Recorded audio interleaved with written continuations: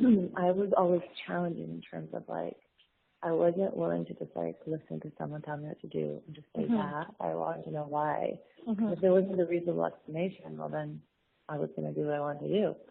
And that's kind of when it started.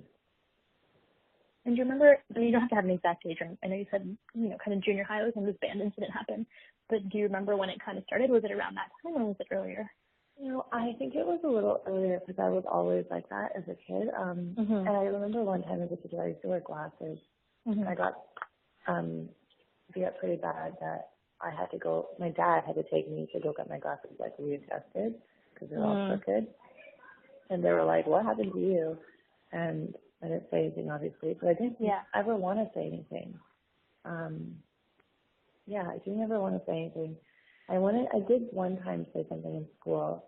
I was in elementary, and it was like I had come into work or into school early and I was crying, and the school counselor happened to see me, and I said something to her, and then they took me aside out of class that day to ask me about my dad, but I lied because I felt like the way that they would have treated him wasn't the way that I would want him to be treated, and I often actually just blame myself for a lot of the time.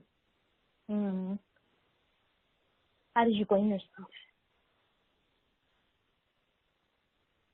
Sorry. Are you okay? Sorry, you can also just like slow down or okay. Yeah, we can like take a minute. It's okay. Just that like often, when a parent's getting in trouble with a kid, or a kid's getting in trouble with a parent, they often will, just because I've been in probation officer for so long, I recognize the signs, but you'll blame yourself in order to understand the narrative of what's happening around you. So you'll say like, I did this a lot, which is I would just be like, I'm just not a good kid. Like I'm the one that challenged him. I knew that would make him mad or whatever. So it was always self-directed. It would never be he was wrong.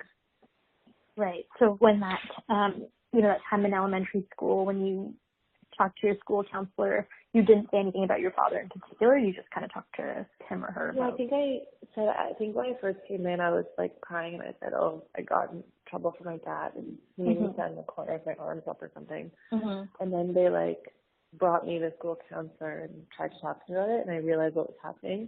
And I just was like really underplayed it. And do you remember what grade you were in? If you don't, it's totally fine. It was grade 6. Grade 6.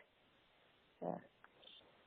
So even at that time, you had kind of this idea that, like, you knew it wasn't right, but you also didn't want to get in trouble. Yeah. And you mentioned that your sibling and your mother were not physically abused as you were. Is that right? Yeah. What was that like for you, like seeing?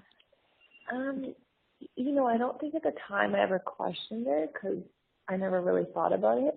But reflecting on it, it's been like a question in my mind, like, yeah.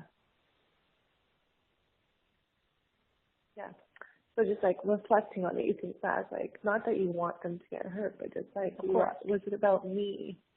Right. And did the abuse happen in front of them? Yeah, for sure. And what was kind of, their reaction to it? My mom was mostly to just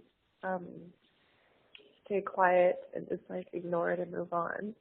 And just to forgive and forget, and that everybody gets angry, I was considered like too emotional. And so I was pretty much told to just like shut up. Not in a mean way, but just let it go. And so when you were, younger, like how did it feel to have like your mom? I think actually that is what led me to not really have, like, I have a relationship with my mom, but not to that level. So it's definitely not to that like thing.